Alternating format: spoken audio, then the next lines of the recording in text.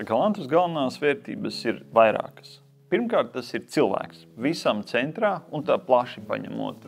Visi cilvēki, gan kam mēs strādājam, gan mēs, kas strādājam, mēs visi esam ļoti svarīgi.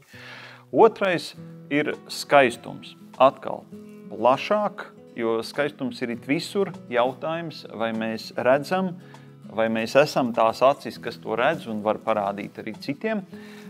Trešais – ilgtspēja.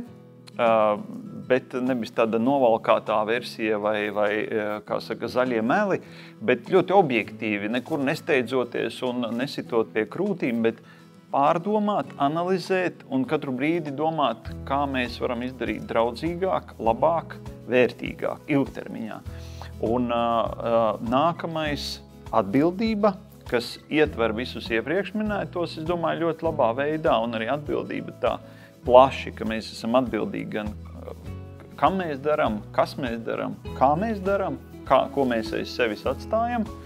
Un pēdējā vērtība viennozīmīgi, viena no vissvarīgākajām ir komanda, tie cilvēki, kas mēs katru dienu kopā esam un to visu kopā realizējam, šīs visas vērtības un īstenībā iemiesojam, katrs no mums.